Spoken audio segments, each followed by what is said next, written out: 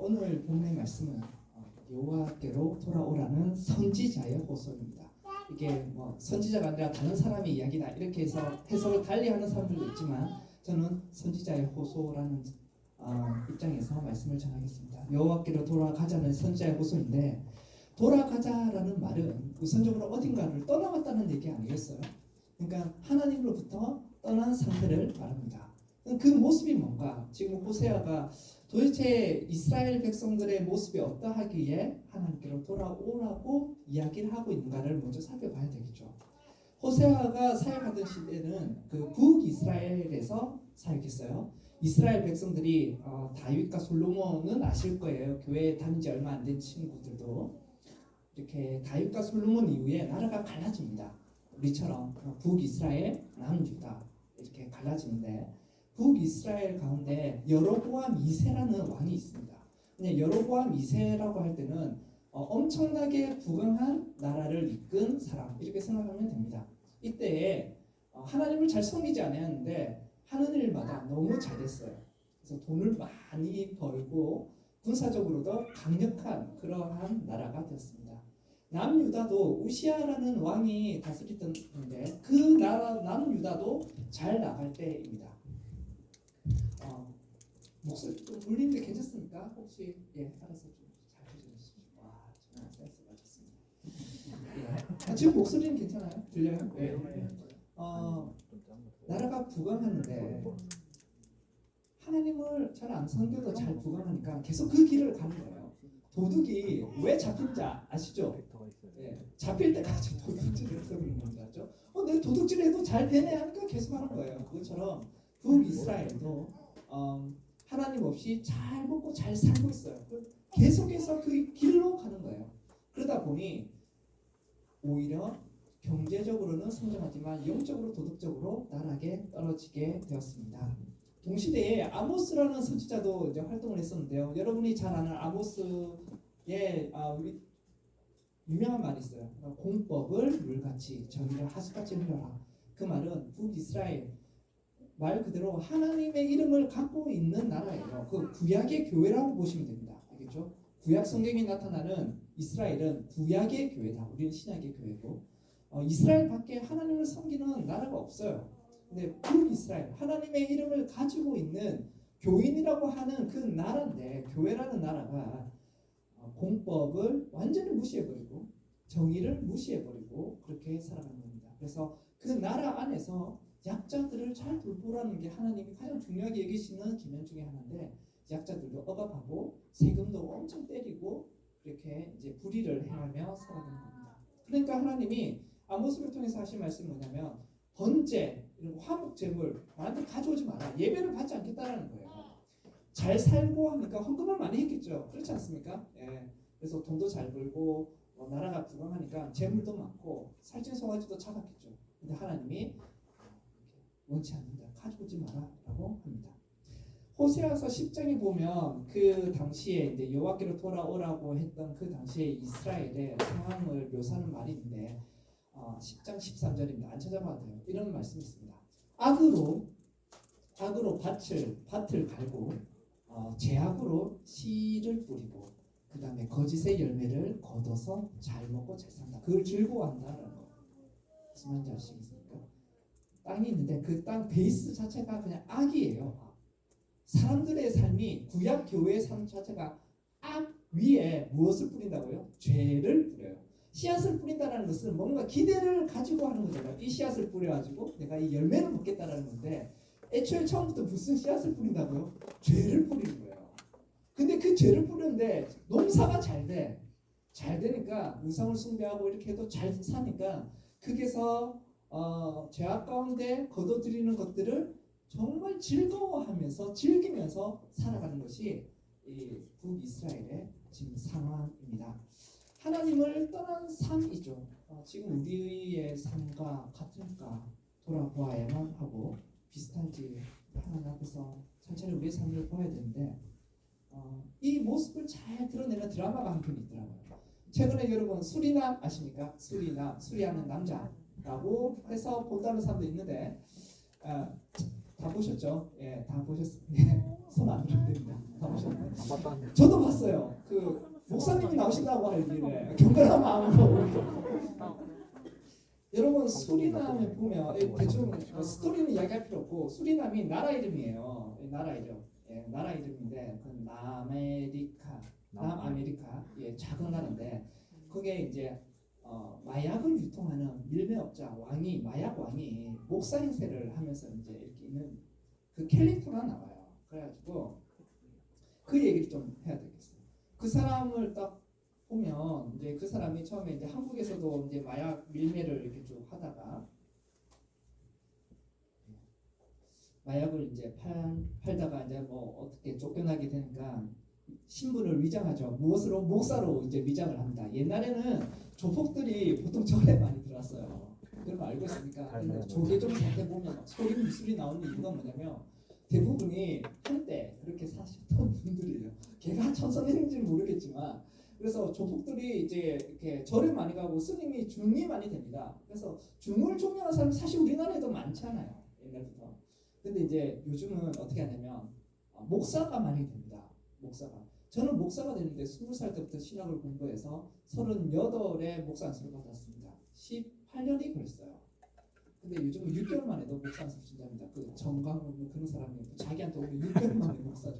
그런 세상이 됐어요. 그러니까 신분 위장하기가 엄청 좋은 세상이 된 거예요.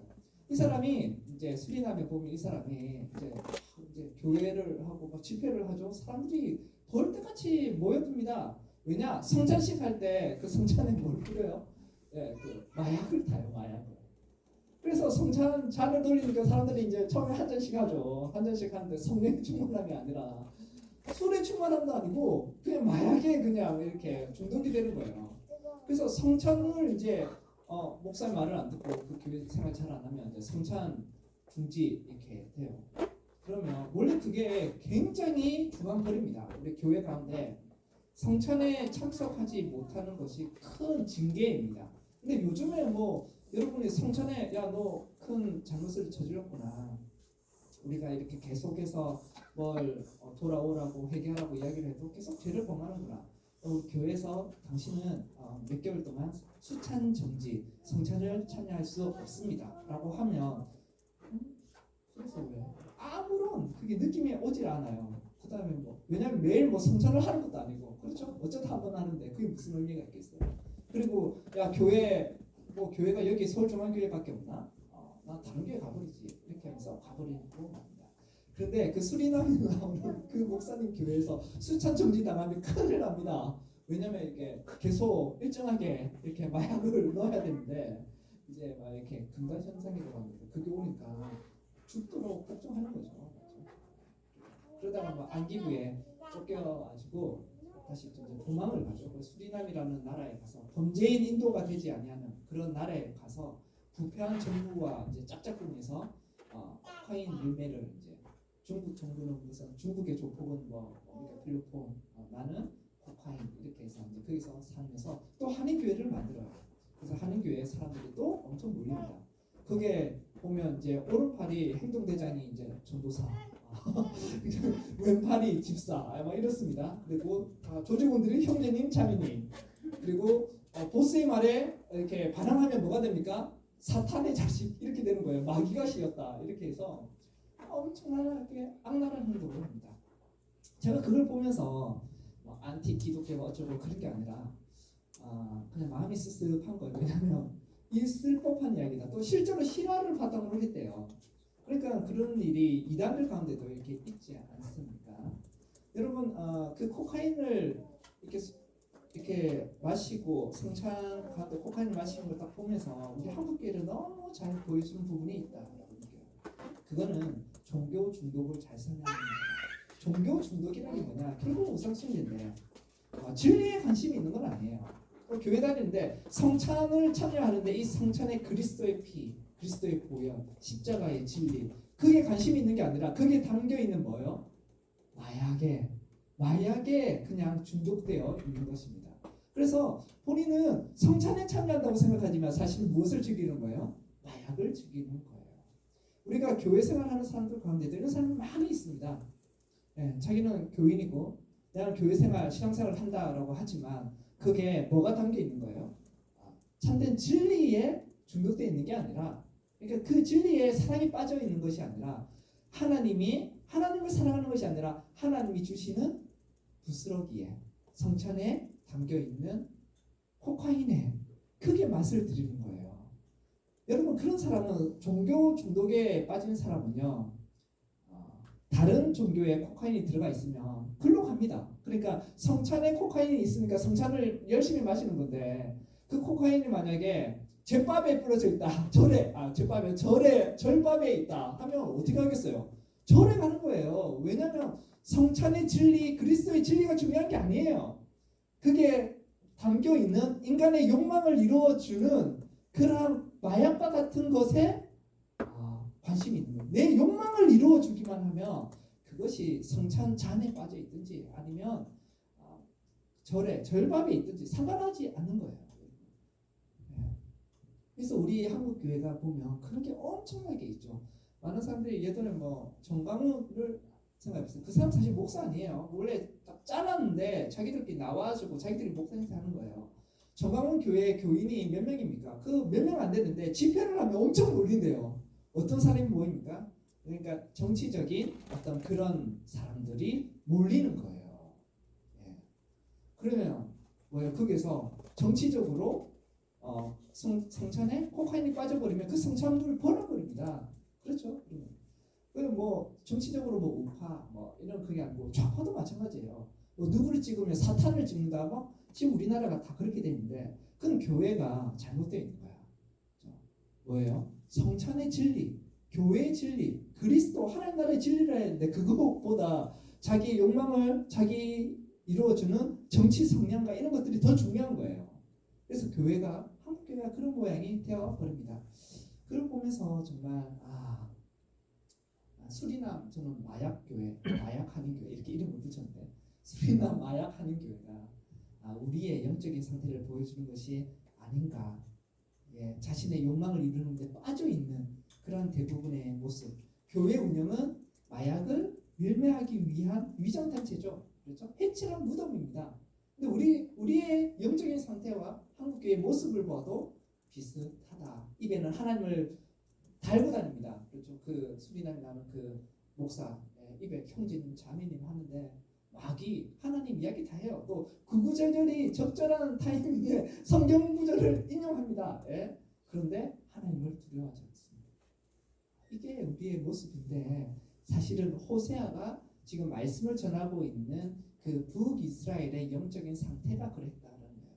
또 북이스라엘의 모습이 어땠냐 하면 수리남 코카인 한인 교회에 딱 떠오르면 됩니다. 그게 그냥 그 북이스라엘의 영적인 상태예요. 그래서 제가 수리남 그 드라마를 보면서 너무 좋다. 너무 좋다 그랬어요. 네. 여러분, 그 가운데서 하나님이 호세아를 통해서 이렇게 말씀하십니다. 그 구약 교회를 통해서 수리남 마약 한인 교회를 두고 그냥 박살내버려야 될 것 같은데 그렇지 않습니까? 박살내버려요. 기관총으로 다 날려버려야 될 것 같아요. 미안합니다. 아니 미국 군인이 가서 마약 밀매를 다 소탕해야 될 거 아니에요. 왜냐면 작은 아이한테도 마약을 먹이고 막 종으로 만들어가지고 살인을 저지르고 그러면은 그냥 공의 가운데 쓸어버려야 되는 거 아닙니까? 그걸 보면서 우리는 희열을 느낄 텐데, 하나님은 어떻게 하냐면 호세아를 보내주세요. 호세아를 보내서 여호와께로 돌아오라고 외치고 있습니다. 우리 오늘 본문 1절부터 2절을 함께 큰 소리로 한번 읽어줄까요? 시작.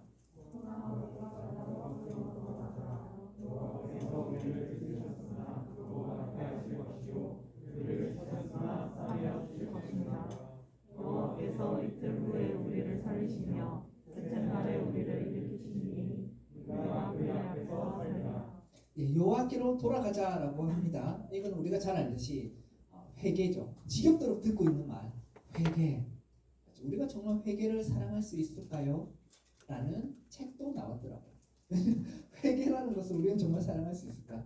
근데 회개는 여러분 방향을 틀은 것입니다. 돌아가는 말은 하나님이 계시는데 언제나 우리는 하나님을 등지고 악을 향해서 살아가는 거죠. 악을 향해서 살아가는 거예요. 회개는 뭐냐? 그 악으로부터 돌려서 하나님을 향할 뿐만 아니라 하나님께로 나아가는 것입니다. 그래서 회개는 하나님께로 돌아가는 거예요. 여호와께서 회개하는 자에게 약속을 하고 있습니다. 성경 구절을 보시면 하나님이 찢으셨으나 도로 낫게 하실 것이다 이렇게 해요. 찢었다. 호세아서 5장 앞에 보면 하나님이 성난 사자처럼 나타나세요. 그래서 하나님을 대적하는 그 수리남 한인교회와 같은 코카인 한인교회와 같은 그 북이스라엘을 어떻게 하나님이 심판하십니다. 회초리를 두는 거예요. 아수르를 통해서. 그래서 사자가 그냥 갈기갈기 찢듯이 그 나라를 찢어버립니다. 그리고 치셨으나 싸매어 주신다라고 1절에 말씀하세요. 자, 치셨지만 싸매어 준다. 그게 뭐냐면 사자가 이빨을 완전히 뜯어버리죠. 갈기갈기 찢고 뜯은 그 상처가 썩어가는 것입니다. 이대로 두면 그 죽어요. 죽어가는 것이. 그런데 하나님께서 그 죽어가는 것뿐만 아니라 그 사람을 죽어가는 사람이 하나님께로 돌아오면 살 뿐만 아니라 계속 보시면 이틀 후에 우리를 살리시며 셋째 날에 우리를 일으키시리니 라고 말씀하세요. 셋째 날에 일으킨다라는 말은 이미 완전히 죽은 것을 나타내는 것이죠. 그러니까 사자에게 찢겨서 병들어 죽어가고 있는 사람만 회복시켜 주시는 게 아니라 이미 완전히 죽어버린 사람도 하나님께서는 살려주실 것이다 라고 약속합니다. 뭐 할 때요? 하나님께로 돌아올 때. 하나님께 거역하고 하나님 이름을 망령되게 읽고 정말 악하게 악이라는 땅 위에 죄를 뿌리고 그게 열매를 즐거워하면서 그러면서도 하나님의 이름을 덜먹이며 살아가는 그러한 구약의 교회를 하나님께서 사자와 같이 갈기 찢어 놓지만 그대로 죽으라는 말이 아니에요. 하나님의 심판은 하나님의 백성에게 항상 끝은 망이라는 것이 아닙니다. 회복을 위한 것이고 그래서 끊임없이 호세아를 통해서 돌아오라라고 말씀하십니다. 지금이라도 돌아오면 이 한국교회도 지금이라도 돌아오면 하나님께서 은혜를 베풀어 주신다 약속하셨습니다. 하나님이 코로나를 통해서 많이 찢어 놓으신 것 같아요. 여러분 여호와께로 돌아오라고 했는데 오늘 말씀에 여러분이 하나 더 기억해야 될 것이 있습니다. 뭐라면 3절 보십시오. 3절을 한번 같이 읽을까요? 시작. 그러므로 우리가 여호와를 알자 힘써 여호와를 알자 그의 나타나심은 새벽빛 같이 어김없나니 비와 같이 땅을 적시는 늦은 비와 같이 우리에게 임하시리라. 아멘. 여러분 하나님께로 돌아오자라고 할 뿐만 아니라 돌아오기 위해서 뭘 해야 돼요? 여호와를 힘써 알자라고 합니다. 이걸 더 강조해요. 왜냐하면 힘써 알자를 계속 반복하고 있습니다. 하나님을 알아야 된다. 여러분 안다라는 거 정리해 봅시다. 우리가 어떤 지식에 대한 안다라는 것은 크게 두 가지가 있는 거 여러분 익히 잘 알 겁니다. 객관적인 암이 있고 그 다음에 주관적인 알미 있습니다. 우리가 부모님을 예로 든다면 부모님에 대해서 우리 객관적으로 알 수 있는 게 뭡니까? 어디에서 태어나시고 그거 압니까? 의외로 초상 우리 이제 초상 문상을 하잖아요. 우리 교회에서 문상할 때 물어봅니다. 부모님 고향이 어떻게 됩니까? 하면 집사님들이 당황하시는 분들이 많아요. 내가 지금까지 우리 부모님이 어디서 태어나셨는지도 몰라요. 여러분 알고 있어요? 알고 있으면 효자시네요. 그렇죠? 네. 부모님 주민등록번호 알고 있습니까? 몰라요? 네. 여러분 아마 고등학교 때까지는 기억했을 거예요. 요즘 초등학생, 중고등학생은 다 기억하고 있습니다. 기본적으로 부모님의 주민등록번호는 왠지는 알죠? 뭐 성인 사이트 하고 뭐 다 해야 되니까 이제 대학생이 되면 필요가 없으니까 기억력이 점점 이렇게 그래서 고등학교 때까지 효자로 살다가 대학 때부터 불효를 하기 시작하는 거죠. 그래서 부모님의 생신 그리고 이렇게 뭐 키 어디에서 무슨 일을 하셨는지 지금 어떤 일을 하고 있는지 이게 객관적인 정보예요. 그거라도 부모님을 안다라고 할 수는 있겠죠. 하지만 주관적인 정보가 있습니다. 지식이 있습니다. 주관적인 암이 뭡니까? 부모님의 사랑을 경험하는 거죠.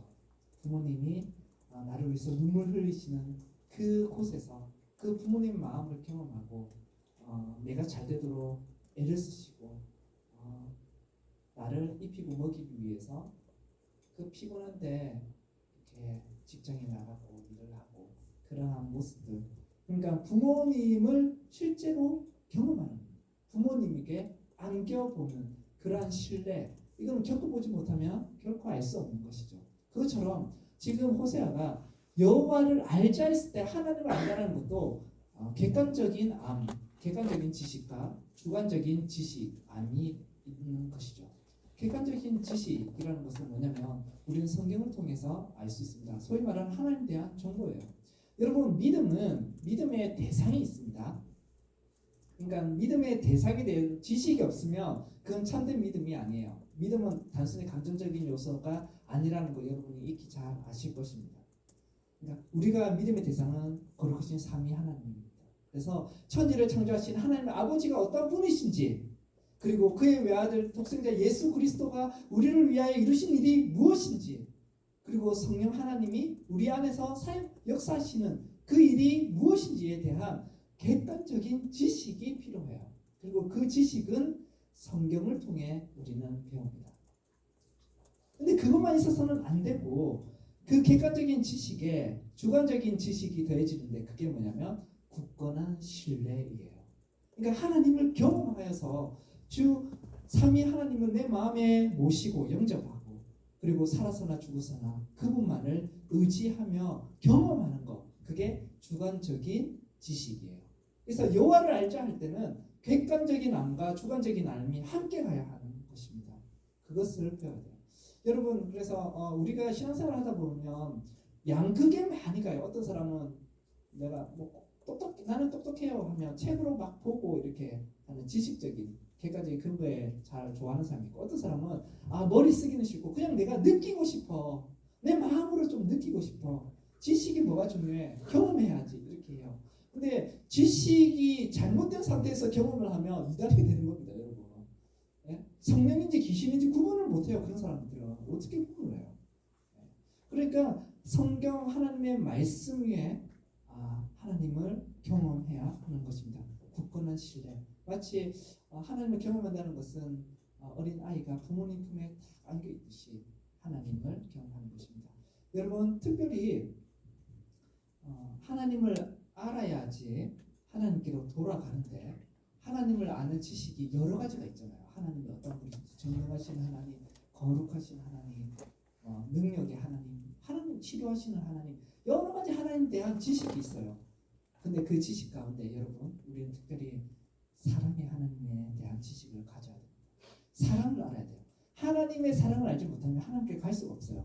보세요. 회개를 다시 이야기할게요.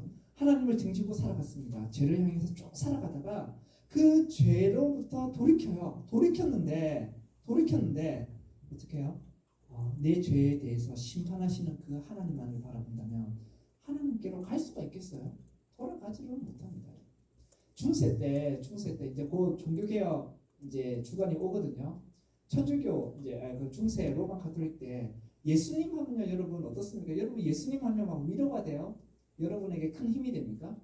중세 때는 예수님 하면 무서운 심판자였어요. 최후의 심판자로서 예수님 오시는 게 맞습니다. 근데 중세 때는 그 성당 이제 앞에 예수님 상이 있어요. 최후의 심판으로 계신 예수님, 도깨비처럼 만들어 놨어요. 근데 그 앞에 사람들이 다 지나가는 거예요. 루터가 그것을 보고 항상 들어갈 때 예수님 앞에서 내가 어떻게 어렵게 살 수 있을까? 예수님의 심판을 내가 어떻게 견뎌낼 수 있을까? 나는 죄가 너무 많은데, 이렇게 하면서 마음에 위안을 찾지 못하고 그렇게 살았단 말이에요. 근데 루터가 성경을 읽기 시작했어요. 그때는 이제 성경을 잘 읽을 수가 없잖아요. 그래서 교수가 돼서 로마서를 쭉 읽는데 하나님의 한 의가 나타나는데, 이 정의라는 것이 내 죄를 최후의 심판 때 다 토해내고 한 개 한 개 평가하는 것이 아니라 그 최후의 심판을 어떻게 해요? 대신 받아준 정의가 있는데 그게 예수님이었다. 예수님이 심판자였는데, 심판자는 맞으신데 내 죄를 대하여 하나님의 진노와 저주를 해결해 주시는 하나님의 정의가 예수님이구나. 그래서 여러분 잘 아는 하이델베르크 율문답인데 그게 이렇게 일문에 이렇게 말합니다. 살아있으나 죽었으나 당신의 유일한 위로가 무엇입니까? 너의 인생의 위로가 뭐냐라고 할 때 이렇게 이야기합니다. 내가 살아있으나 죽었으나 나의 유일한 위로는 바로 나의 몸도 나의 영혼도 나의 신실한 구주 예수님의 것이라는 사실이다. 그게 나의 위로다.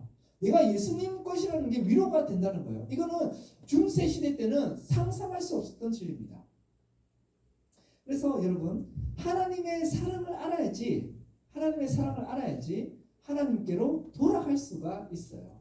그렇지 않으면 내 죄는 깨달았지만 복음을 온전히 받아들이지 못하고 예수님을 나의 구원자여 내 인생의 주인으로 받아들일 수가 없는 것입니다. 여러분, 하나님의 위험 앞에 우리는 자신의 죄를 철저하게 깨달을 뿐만 아니라 하나님을 향해 가야 합니다. 용서하시는 하나님을 경험하고 다시 내 인생에 기회를 주시는 그 하나님을 우리는 만나야 되는 것이죠. 여러분, 이 사실을 하나님은 호세아를 통해서 알려주시는데 무엇보다도 호세아의 결혼을 통해서 알려주세요. 호세아서를 여러분 안 읽어보신 분도 많을 텐데 딱 읽으면요, 제일 첫 부분에 호세아가 결혼하는 이야기가 나와요. 누구랑 결혼하냐면 고멜과 결혼합니다. 이 고멜은 굉장히 그러니까 은당한 여인이다라고 합니다. 하나님이 여러분, 제가 이제 목사 안수를 받고 하잖아요. 그러면 이제 목사 안수를 받을 때 처음에 사명을 주시겠죠. 사명을 주는데 호세아에게 사명이 뭐냐면, 야 호세아야, 너가 제일 먼저 해야 될 일 뭐냐면 음란한 여인을 만나서 그렇게 음란한 자식을 낳아라, 이렇게 하는 거예요. 네. 여러분, 이거 상상해 보셨습니까? 그래서 호세아가 창녀와 결혼을 합니다. 창녀와 결혼을 합니다. 근데 이 창녀와 결혼을 했는데 고멜의 입장에서 보면 하나님이 새로운 삶의 기회를 주신 거 아니겠어요? 근데 고멜은 그것이 호세와의 결혼이 이렇게 복이라고 생각하지 않았던 것 같아요. 저 호세아라는 사람도 내가 예뻐서 결혼한 것 같다, 이렇게 하거나. 어쨌든 결혼은 했어요. 결혼을 했는데 그 결혼 생활이 행복하지 않았던 것 같아요. 호세아가 자녀를 셋을 낳습니다. 셋을 낳는데 첫째는 호세아의 자식이 분명해요. 근데 둘째, 셋째는 호세아의 자식이 아니에요. 결혼 생활 가운데서도 이 고멜은 어떻게 해요? 다른 남자랑 결혼한 게 아니라 성관계를 갖고 외도를 하면서 그렇게 살았던 거예요. 근데 호세아는 끝까지 기다려요. 그 아이들 다 거두고 다 키울 거예요. 근데 고멜은 그게 마음에 안 들었던 것 같아요. 마음에 안 들었던 것 같아요. 그래서 집을 나갑니다. 자식들 다 두고 집을 나가버려요. 그래서 다시 창녀로 돌아갑니다. 창녀촌으로 들어가요. 아마도 이게 성적인 중독에 빠져 있는 것 같기도 해요. 그렇죠? 이미 여러분 결혼 전에 성관계를 많이 가지면요, 결혼하고 나서 그 아내와 남편 사이에 정말 하나님 허락하신 깊은 성적인 친밀감을 누리기가 어렵습니다. 왜냐하면 비교하기 때문에 그래요. 그렇지 않습니까? 난생 처음 아직도 아내는 그래요. 난생 처음 감자탕 먹었던 이야기를 계속해요. 중학교 때 전도사님이 중고등 아이들 데리고 가서 부산에 어디 감자탕을 먹었는데 난생 처음 먹어봤대요. 왜냐면 자기는 어른이 이렇게 건강이 안 좋으셔가지고 계속 이렇게 식당에서 이런 밥을 안 먹었었거든요. 그러니까 내 생각에는 그 고향의 맛, 쇠고기 다시다시 처음 맛을 본 거잖아요. 그러니까 이게 눈이 뿅 뜬 거야. 잊을 수가 없대. 또 처음 먹어보니까. 근데 그 이후로 계속 먹을 때마다 뭐 해요? 그때 맛이 아니네. 이거는 그때와는 좀 다르네. 저 식당하고는 좀 다르네. 그렇게 됩니다. 여러분, 결혼 전에 성관계를 계속 가지면 하나님이 허락하신 그 풍성함을 잃어버리게 돼요. 그러니까 하나님이 하지 말라고 하는 것은 우리를 향한 가장 깊은 행복을 주기 위한 것입니다. 근데 고멜이 그랬던 것 같아요. 이미 막 창경 살았으니까 이렇게 성경원도 많고. 그런데 호세아랑 사는 게 만족스럽겠어요? 만족스럽지 않습니다.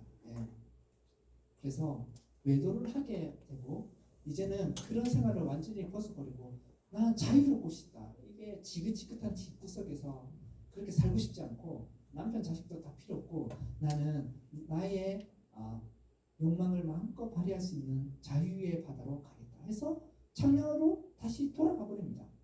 근데 창녀로 돌아가면서 뭐 젊을 때는 괜찮겠죠. 손님도 오고 하니까 돈도 벌고 했겠죠. 근데 나이가 드는 거예요. 나이가 드니까 손님이 끊어지고 아마 생활을 위해서 포주한테 돈도 많이 빌리게 됐겠죠. 그러다가 포주도 딱 봤을 때 이 여자는 더 이상 창녀로서의 가치가 없네 라고 해서 아마 빚을 갚으라고 노예로 팔려고 했던 것 같아요. 고멜은 자기를 사랑하는 남편과 가정을 버리고 자기가 사랑하는 세상을 쫓아갔어요. 근데 가장 천하고 천한 창녀라는 그런 직업 세계에서마저도 버림을 당하고 말아요. 이제는 노예로 팔려가서 그 당시에 뭐 인권이 뭐가 있었겠어요. 이렇게 불행한 삶을 살아갈 수밖에 없는 상황이었던 거예요. 근데 그때 포주한테 그 남편이라고 고멜의 남편이라고 하는 한 사람이 찾아오는 거죠. 호세아입니다. 호세아가 갑니다. 호세아가 갈 때 성경에 보면 돈을 들고 가요. 돈 들고 가야 되겠죠. 빚을 갚아야 되니까. 은을 좀 들고 가고, 은이 15개, 은 15개. 그 다음에 모두 가져가면 보리 한 호멜 반도 가져가요. 보리도 들고 가요. 여러분, 은 같은 경우에 은 15개가 그 당시의 일꾼들의 연봉으로 따지면 한 2년에서 3년치의 연봉이라고 합니다. 또 큰 돈이잖아요. 맞죠? 여러분 생각해 보세요. 호세아가 그 성직자예요. 선지자인데 청렴한 선지자가 무슨 돈이 있겠어요. 그 당시에. 인기도 호세아는 하나님이 사용하신 선지자는 인기가 없어요. 그 당시에. 거짓 선지자들이 돈을 많이 벌었지. 맨날 나라 망한다 하고 여러분의 생각 소위 말하는 치면 설교 위로는 안 주고 계속 요한께 돌아와라. 너가 이렇게 살면 안 돼. 막 이렇게 얘기하니까 인기가 있겠습니까? 인기 없어요. 그러니까 돈이 어디서 났겠어요? 2년 3년의 연봉에 목돈이 어디 있었겠어요? 없어요. 목사님들도 다 없어요.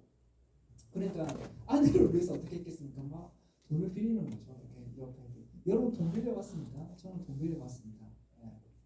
지금 돈 빌린다는 게 아니라 20살 때 우리 대학부 애들하고 한번 이야기를 했었는데 제가 20살 때 부모님 빚을 갚는다고 3년을 일을 했어요. 학교 못 다니고. 그래서 맨날 빚을 갚는 건지 아니면 그 이자를 갚는 건지 어쨌든 3년을 그렇게 하는데 너무 힘들어가지고 그 교회에 이제 그 부장 집사님, 대학부 부장 집사님한테 찾아간 거예요. 가지고 집사님, 제가 지금 어떤 직장을 새로 잡았습니다. 근데 이게 목돈을 좀 빌려주십시오. 제가 계속 이자만 갖고 있습니다. 이자만 갖고 있으니까 이자만 갖고 있으니까 목돈을 좀 빌려주시면 이렇게 제가 해서 사업을 하시는 부장 집사님이거든요. 근데 그 부장 집사님이 당연히 안 된다 해줘. 그냥 안 됩니다. 여러분 돈 빌려줄 때도 친구들끼리 돈 빌려줄 때도 안 받아도 되는 돈을 빌려줘야 되는 거예요. 아시겠습니까? 예, 돈을 빌려주되 안 받아도 되는 돈만큼만 딱 빌려주세요. 예. 근데 안 된다고 거절을 딱 했을 때 그 거절감에 여러분 거절감 아시죠? 예. 제가 너무 지구본을 막 쏟고 싶더라고요. 왜냐면 내가 그때도 저는 신학생이었어요. 그래서 막 청년 리더니까 친구들한테 무슨 말 했겠어요? 똑같은 얘기 했겠죠. 돈 빌리지 마라. 우리는 사랑의 빚만 지어야 된다. 그런 얘기 하고 다니는데 내가 너무 급하다 보니까 나의 뭐 과거를 잊어버리고 부장 집사님한테 가가지고 친한 집사님도 아니었어요. 부장 집사로 온 지 얼마 안 된 분 그분한테 가서 사업을 하신다니 돈 좀 빌려주십시오. 이렇게 했던 거예요. 그때 제가 집에 돌아갔는데 펑펑 울었습니다. 뭐 내가 뭐 빚을 내서 사는 것도 아니고 그렇죠? 부모님 빚 갚는데 내가 학교도 못 다니고 이렇게.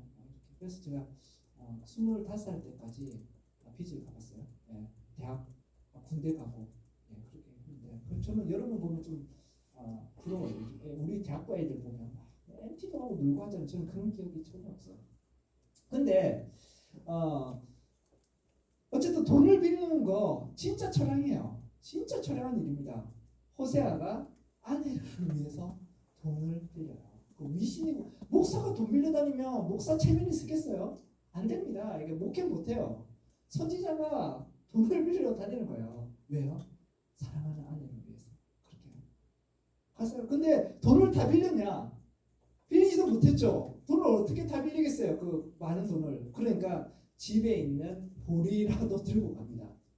들고 가서 포주한테 제발 내 아내를 나에게 좀 돌려주십시오. 제가 돈을 다 들고 오지는 못했지만 내가 먹을 양식까지 다 들고 왔습니다. 내 아내를 돌려주십시오. 그렇게 하는 거예요. 여러분 하나님은 왜 호세아에게 이걸 시켰겠습니까? 하나님이 이스라엘을 그렇게 사랑하시기 때문에 그래요. 북이스라엘, 그 수리남 코카인 한인교회와 같은 그러한 영적인 상태의 북이스라엘을 버리지 아니하시고 그는 하나님을 싫어서 하나님으로부터 자유하기 위하여 세상으로 간 이스라엘입니다. 그러나 하나님께서는 그들을 다시 살려주시기 위하여 주님께서는 호세아를 보내신 거죠.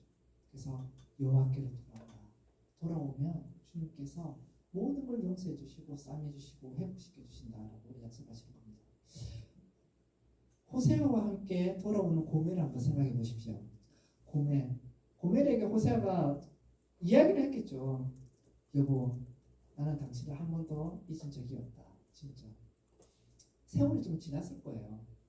근데 한 번도 당신을 잊어본 적이 없고 당신이 돌아오기를 원한다. 처음에 결혼했을 때도 마찬가지고 지금도 당신은 나의 고귀한 아내이고 내가 목숨을 바쳐서 나의 모든 것들을 내어놓고도 함께하고 싶은 그러한 사랑하는 사람입니다. 그렇게 이야기를 했었거든요. 고멜은 분명히 처음으로 그 사랑을 받아들였습니다.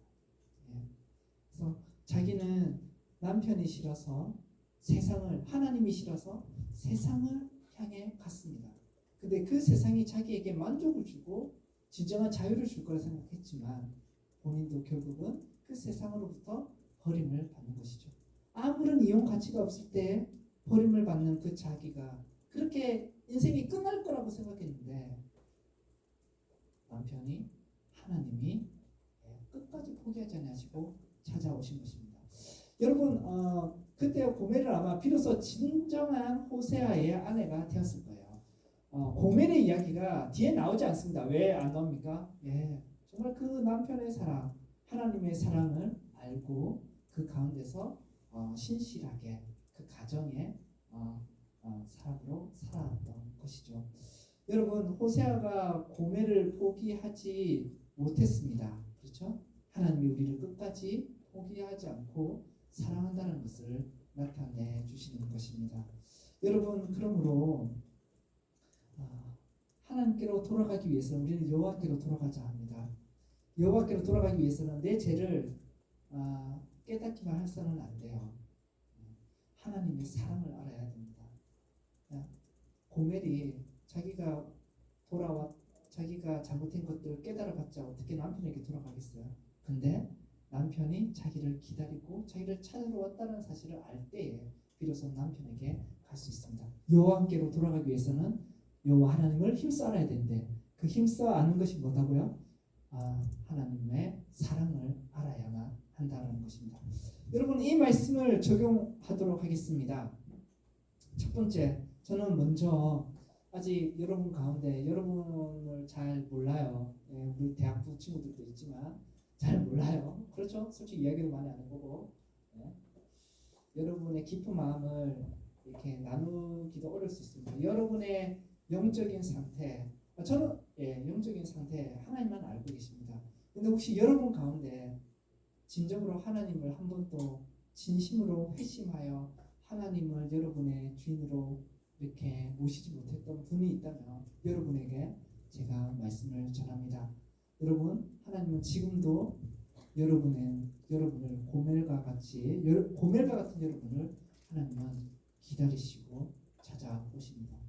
여러분, 사람마다 이야기가 있습니다. 이야기가 있는데 이야기를 가지고 있어요.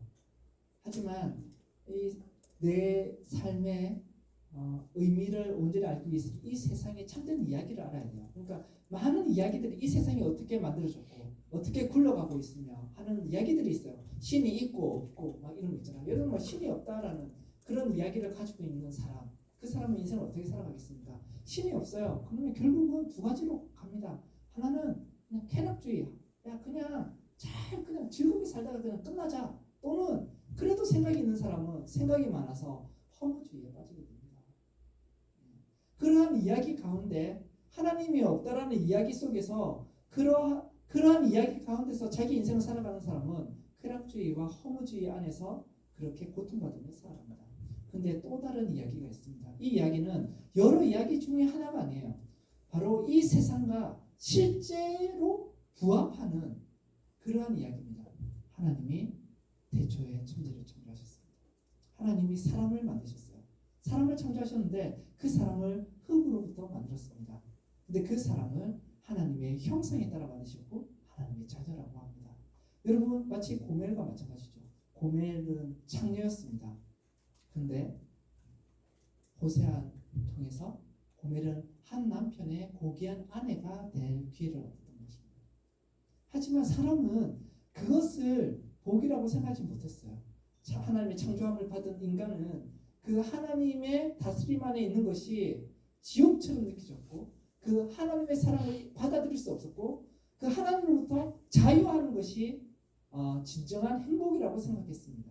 그래서 하나님께 반역하고 하나님을 버려버렸어요.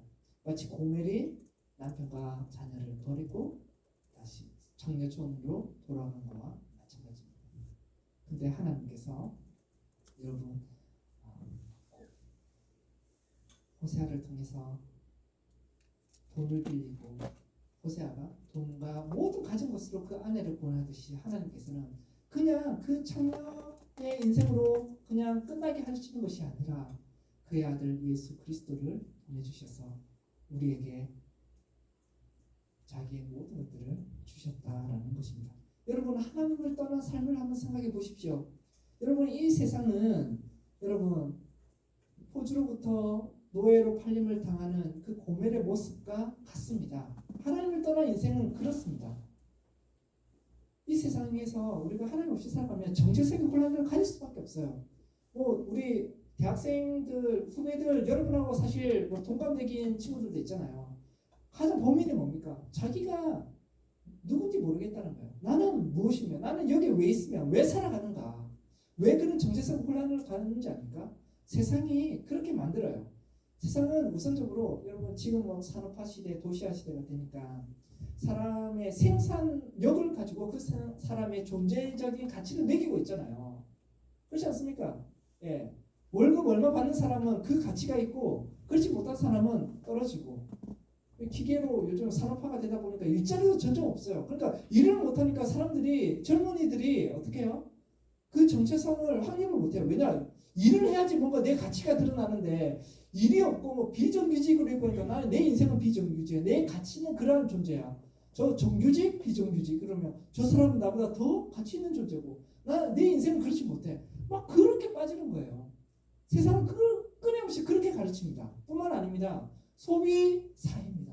소비 사회가 뭐예요? 물건을 많이 팔아야 되잖아요. 물건을 마케팅 하시는 분들 분명히 있을 텐데 물건을 많이 팔기 위해서 뭐 해야 돼요? 너가 가지고 있는 거 그거 후진 거야. 그거 바꿔야 돼. 너의 인생이 더 좋아지려면 새 것을 가져야 돼. 그래서 사람들의 결핍을 계속해서 강조하는 거예요. 너 가지고 있는 옷 이거 입고 다니면 왕따 당해. 아니 내가 가지고 있는 것을 소중히 여기고 나의 인생 그리고 나의 살아온 발자취 나의 부모님 이런 감사히 여겨야죠. 그런데 소비사회에서는 뭐예요? 흙수저 금수저 막 이렇게 하면서 그렇죠? 네. 그러므로 우리는 하나님 떠나는 삶에서는 자기 정체성을 잃어버릴 수가 없어요. 마치 고멜이 참된 자기의 정체성을 발견하지 못하는 것처럼 그러한 겁니다. 그러나 너무나도 기쁜 소식이 있습니다. 그렇죠? 하나님께서 기다리시고 찾아오신다는 거예요. 호세아를 통해서 고멜을 찾아가신 것처럼 여러분 하나님께 돌아가기에 너무 멀리 와버린 사람은 없습니다. 여러분 저한테 이런 이야기했었죠. 목사님 몰라서 그래요. 지금 제 삶을 몰라서 그래요. 제가 어떤 인생을 살고 있는지 몰라서 그렇습니다. 하나님은 제 인생을 받아줄 수 없습니다. 우리 교회 다니는 친구는 아닌데 한 친구 청년을 제가 상담하게 되었습니다. 근데 그 청년의 상담 내용이 뭐냐면 대학 동아리에 가서 같이 술을 마셨어요. 눈을 떴어요. 근데 경찰서였답니다. 같이 술 마신 여자를 강간죄로 잡은 거예요. 한순간에 강간범이 돼버린 거예요. 눈물을 퍽퍽 흘리면서 내 앞에서 그렇게 그러니까 자기도 견딜 수가 없는 거예요. 왜냐하면 뉴스에 나오는 저런 개X 같은 맞죠? 강간 이런 하는 사람들 보면 자기가 계속 욕을 했대요. 어떻게 저렇게 더러운 인생을 살아가느냐. 저런 자들은 그냥 그냥 끝나야 된다. 이렇게 생각했는데 자기가 한순간에 그런 위치에 있는 거예요. 그래서 재판을 받게 된 거예요. 그래서 연결돼서 저한테 찾아와서 상담을 하게 된 겁니다. 여러분, 본인은 자기가 그러한 존재인지 깜짝 놀랐겠죠. 하나님은 깜짝 놀라지 않습니다. 여러분들 여러분의 삶을 딱 돌아볼 때, 와, 내가 정말 이렇게 나쁜 놈인가? 나쁜 놈인가? 하지만 하나님이 이걸 알면 하나님 용서해 주실까? 네, 하나님은 여러분의 죄에 대해서 눈 하나 깜짝하지 않습니다. 왜냐하면 우리가 죄인 되었을 때 우리를 사랑하셨기 때문에 그렇습니다. 사랑하는 여러분, 하나님께서는 그 아들 예수님을 우리에게 주셨을 때 영접하는 자, 곧 그 이름을 믿는 자에게 하나님 자녀가 되는 권세를 주셨어요. 요한복음 3장 16절에 있습니다. 제 전화번호 끝자리가 0316입니다. 요한복음 3장 16절. 하나님이 세상을 이처럼 사랑하사 독생자를 주셨으니 이는 저를 믿는 자마다 멸망치 않고 영생을 얻게 하려 하십니다. 여러분, 아직 회심하지 못한 친구들이 있다면 사실 교회 다닌 지 오래돼서 다른 친구들한테 그 얘기 하기도 어려울 수 있어요. 마치 하나님 믿는 척 이렇게 살아갈 수 있는데, 여러분, 하나님을 만나시고 이번 수련을 통해서 그 고뇌를 찾아오시는 그 호세아와 같은 그 하나님을 여러분이 맞이하기를 원합니다. 하나님의 사랑을 깨달으십시오. 여러분, 두 번째로 타락한 이스라엘과 같은 영적인 상태에 있는 또 다른 여러분에게 말씀 전하고자 합니다. 여러분, 혹시 우리의 모습은 그 술이나 코카인 하는 교회와 같지는 않습니까? 우리가 교회 안에 있지만, 그리고 청년으로 살아가지만 내 입술이 하나님을 이야기하고 성경을 이야기하고 기도를 하고 살아가지만 정말 하나님을 전혀 두려워하지 않는 인생을 살고 있지는 않습니까? 여러분, 하나님께서는 여러분을 정말 사랑하시기 때문에 성난 사자와 같이 여러분을 찢고 뜯으실 것입니다. 여러분, 빨리 돌아와야 돼요. 엄마 아빠가 회초리를 들면 할아버지가 와서 막아주기라도 할 수 있습니다. 할머니 할아버지가 막아줄 수 있습니다. 하나님이 회초리를 들면 막을 자가 없어요. 여러분, 참으로 하나님의 백성인 여러분, 우리의 삶이 정말 호세아가 이야기하고 있는 그 북이스라엘과 같은 영적인 삶이라면 빨리 우리가 하나님께로 돌아갑시다. 우리가 하나님께로 돌아가면 하나님이 찢으셨으나 하나님이 싸매어주시고 회복시켜 주십니다.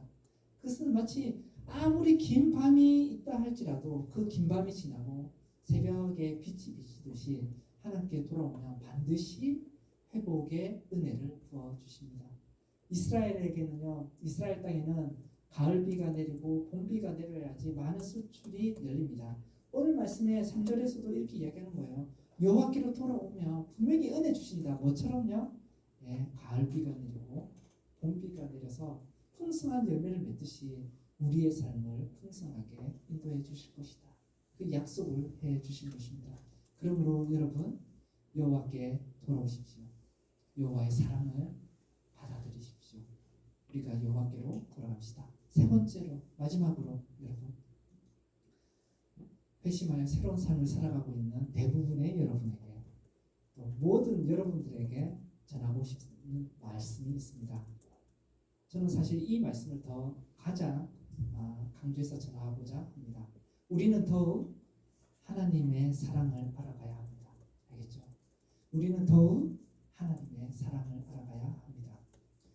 여러분, 고멜과 같은 나를 받아주신 그 사랑이 얼마나 깊은지 넓은지를 여러분이 열심히 배워야 돼요. 객관적인 지식으로 배우고 또 삶을 통해서 경험해야만 합니다. 그래서 요한 1서 이렇게 이야기합니다. 보라, 아버지께서 우리에게 주신 사랑이 어떠한 사랑을 우리에게 베푸셨는가? 우리가 어떠한 사랑을 받았기에 하나님의 자녀라고 일컬음을 받는가? 그것을 알자고 하는 것입니다. 하나님의 사랑을 아는 것만이 세상을 이길 힘입니다. 하나님의 사랑을 아는 것만이 여러분이 이 세상을 살아갈 때 세상을 이길 수가 있습니다. 하나님의 사랑을 알지 못하면 이길 수가 없어요. 프랑스인 것 같은데 제가 정확하게 기록을 안 해가지고 지금 잘 모르겠는데 유럽의 유명한 극작가 한 분이 있습니다. 그 사람이 인터뷰를 하는 가운데 이런 질문을 했답니다. 집에 불이 났습니다. 모든 것들이 다 타고 있습니다. 그럴 때 만약에 여러분이 들어가서 단 한 개만 가져올 수 있다면 무엇을 가져오겠습니까? 창훈 형제님, 무엇을 가져오겠습니까?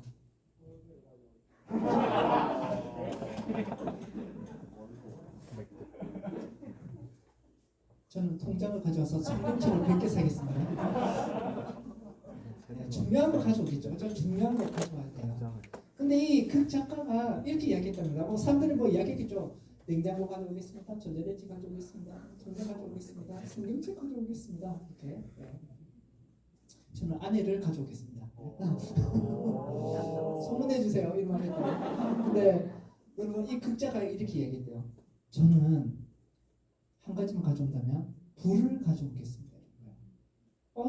처음 듣다. 오, 기발한 생각이다. 불이 났으니까 그 불을 가져오면 꺼내면 되겠지라고 생각했는데 그 얘기가 아니고 모든 것이 활활 타버리고 사라졌을 때 그 맨바닥에서 다시 일어날 수 있는 불, 열정을 가져오겠다라는 거예요.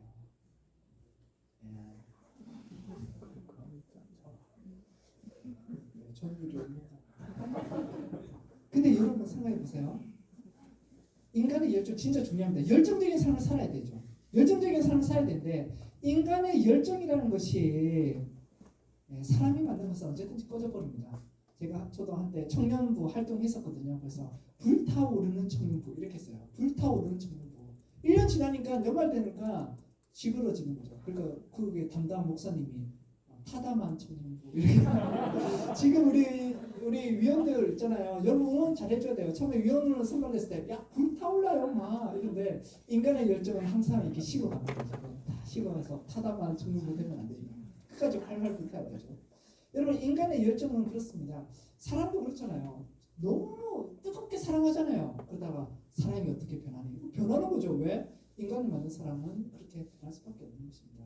그래서 인생을 살아갈 때도 여러분 베스트셀러 보면 열정을 가져라 좋은 말이죠. 이게 약간 단기적으로 효과가 있는 것 같아요. 맞죠? 프로젝트 하나 할 때 그냥 미친 척하고 열정을 미쳐야 미친다 하면서 쫙 할 수 있어요.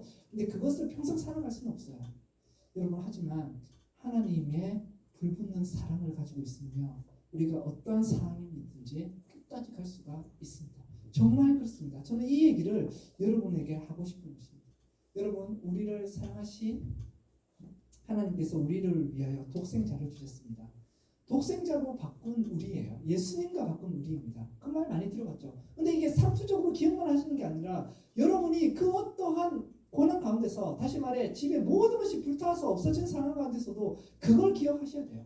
자기의 아들을 주신 하나님께서 우리에게 더 다른 것들을 귀한 것들을 주지 않겠느냐. 우리는 그렇게 귀하게 여기신다. 저는 하나님의 불 가지고 지금까지 살아왔습니다. 이제 이야기하려고 해요. 길어집니까 여러분? 끝낼까요? 이제 이야기를 사실 제 얘기 좀 할게요. 제 얘기 할게요. 대학부 친구들 재탕하지 않습니다. 오늘 새로운 얘기 들어오니까 기억해보세요. 네, 여러분 저는 정말 이 불을 가지고 살아왔어요. 지금도 살고 있고 앞으로 살아갈 겁니다. 이 불은 하나님이 나를 사랑하신다는 거예요. 제가 이 얘기를 여러분께 왜 하고 싶으냐? 여러분은 대학부 출신은 제자라고 할 수도 있겠지만 저는 그런 생각보다 함께 늙어가는 인생이잖아요. 함께 이 시대를 살아갈 그리스도인 동지들입니다. 그래서 저는 말씀을 전하고 싶어요. 여러분 우리 모두가 하나님의 사랑으로 그 불붙는 사랑을 가지고 살아야 하는 것이죠. 저는 짧게 이야기하면 저는 가정이 그렇게 행복한 가정은 아니었어요. 아버지가 술 때문에 엄청나게 잘 못하셨어요. 그래서 저는 어릴 적부터 기도의 습관이 있는데 왜냐하면 매일 기도했어요. 왜 매일 아버지가 술 마시고 와서 깽판을 부렸기 때문에. 자다가 말고 여동생 둘이 있는데 여동생 손 잡고 막 뛰쳐나가요. 깨진 유리도 많고 막 그런데 친구 집에 이제 도망을 갔다가 아침에 보면 막 이렇게 발바닥에 피나고 막 유리 꽂혀있고 막 그렇다면 그렇게 인생을 살았지만 하지만 저에게는 육신의 아버지는 저러하지만 하나님 아버지는 다르다라는 그 사랑이 있었어요. 그래서 그것을 이겨냈습니다. 여러분 아버지에 대한 이야기를 길게 할 수는 없어요. 왜냐하면 재탕이 돼버리기 때문에. 우리 대학부 애들은 예전에 한번 들었는데 까먹었겠지만 여러분 가운데도 부모님 때문에 스트레스를 엄청 받는 친구들이 많아요.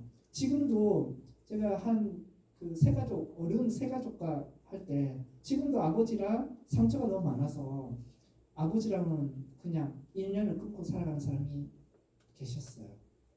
근데 여러분 가면 갈수록 뭐 아버지의 문제, 또 어머니의 문제, 가정 문제 때문에 여러분이 많이 짓눌려 있을 수가 있는데 또 부모님의 빚 때문에 저도 그런 경험이 있거든요.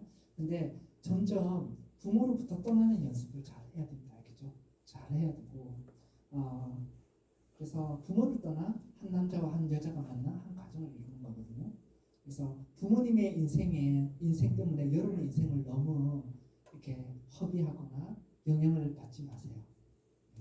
무엇보다도 부모님의 사랑이 결핍된 분들 아버지 하나님의 사랑을 느끼게 됩니다. 그래서 저는 그런 가정 문제도 하나님 아버지의 사랑으로 이겨냈고요. 그 다음에 경제적인 문제 여러분 아까 제가 이야기했잖아요. 좀 부모님 빚 갚는다고 그렇게 살았어요. 그렇게 살았는데 진짜 죽고 싶을 때도 많고 그 IMF 때 우리 집이 쫄딱 망해가지고 그러다가 얼마 지나서 카드 대란이라는 게 일어났어요. 카드 대란이 일어나가지고 그때 그래서 제가 군대 갔다 오니까 신용카드가 트럼프 카드처럼 쌓여 있더라고요. 제가 그거 안 버리고 가지고 있습니다. 나중에 부모님 돌아가시면 지금 부모님 눈앞에서 그래 놓으면 상처받으니까 액자에 쫙 붙여놓으려고. 그래서 어떻게 해요? 빚을 내는 일은 미래를 팔아먹는 짓이다.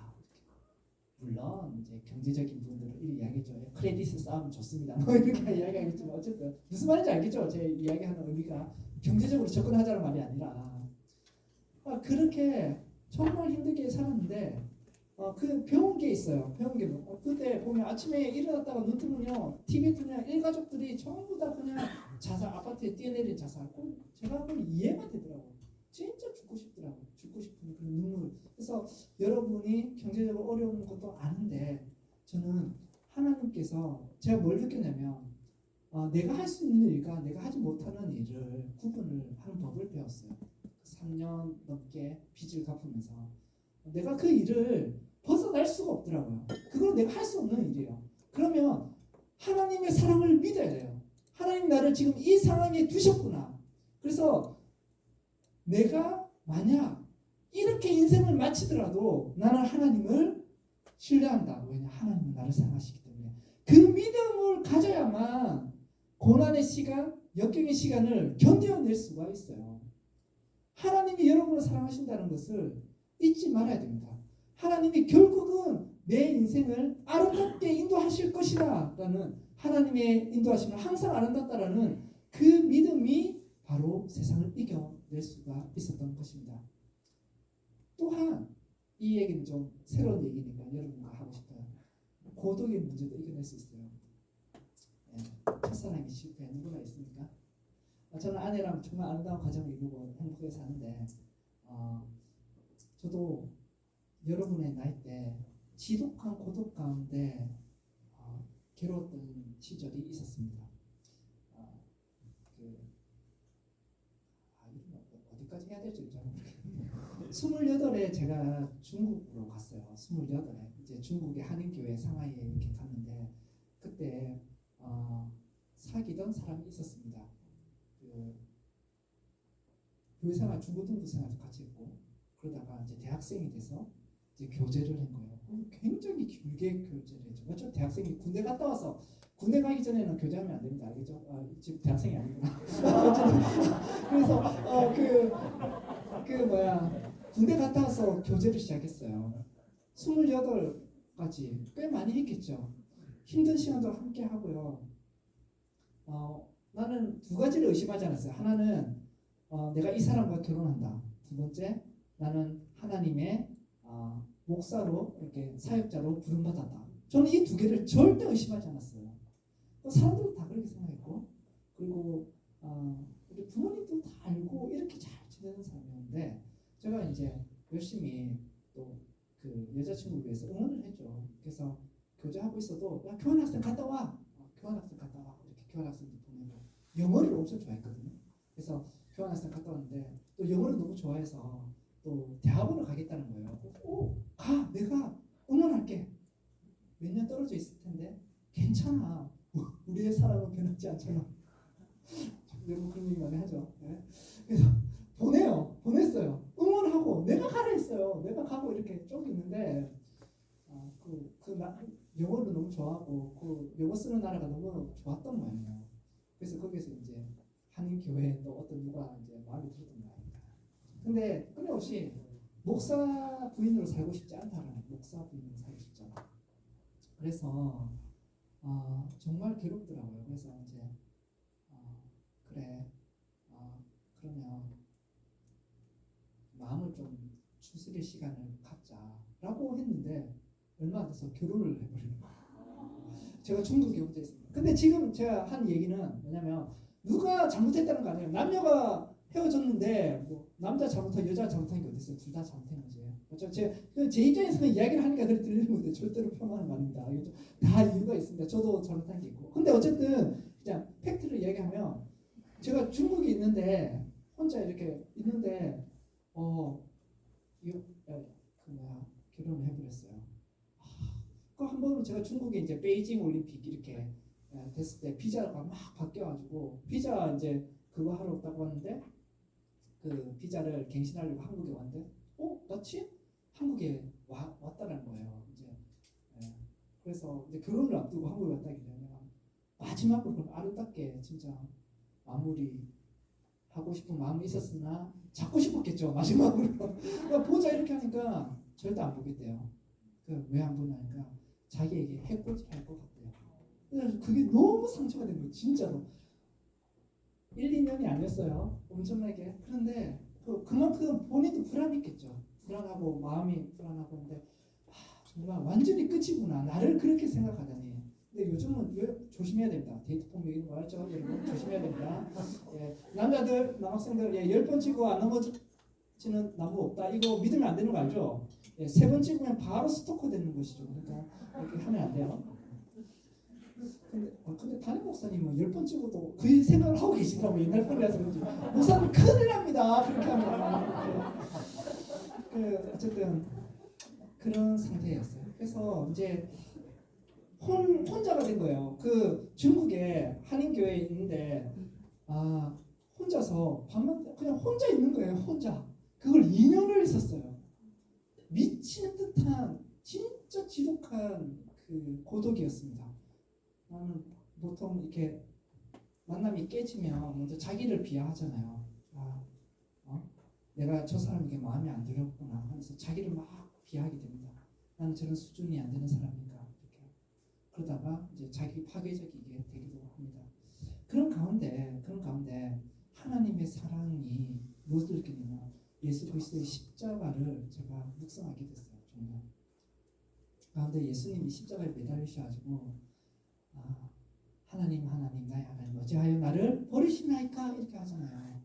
그러니까 예수님은 버림을 당하셨어요. 왜요? 나와 영원히 함께하기 위해서. 그래서 우리가 하나님부터 버림을 당해야 되는데 예수님이 대신 버림을 당하시고 그리고 예수님이 우리와 영원토록 함께하도록 하기 위해 버림을 당하신 거예요. 그 십자가의 사랑을 제가 경험했어요. 그러니까 정말 미친 듯이 외로워가지고 막 그 프렌즈 있잖아요. 프렌즈 DVD 사가지고 그 시즌 10까지 사서 밥 먹을 때마다 그거 보면서 시즌 10 끝날 때는 또 우울증이 오더라고. 막 이렇게 그래서 난 누구랑 친구를 하나 이렇게 하고.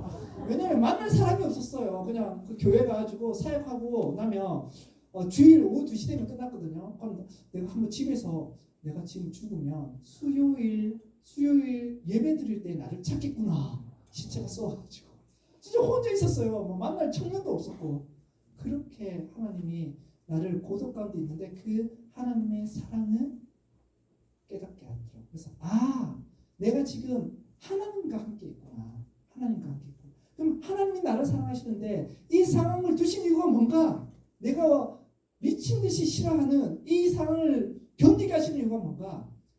나는 모르죠. 어떻게 알아요? 근데 하나님의 사랑을 의심해서는 안 되었던 거죠. 그 사랑을 받아들였어요.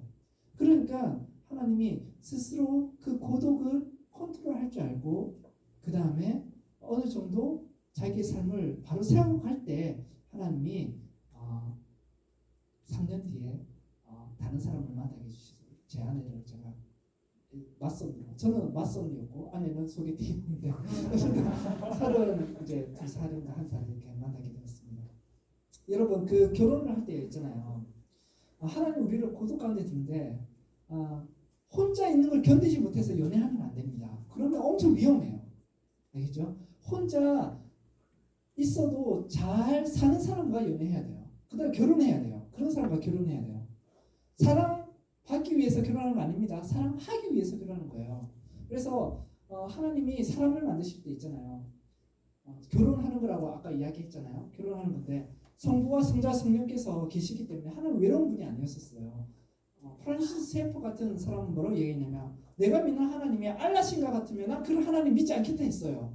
왜냐 알라신은 단일신이라서 외로워서 세상을 창조한 거예요. 근데 하나님은 삼위일체 하나님이시기 때문에 서로가 너무 뜨겁게 사랑하세요. 이 세상 피조물 아무것도 필요 없어요. 근데 왜 만드셨나? 그 세 사람의 그 세 분의 사랑이 너무 흘러 넘쳐가지고 사랑의 존재로서 만든 거예요. 그래서 남자 여자도 어떻게 해요?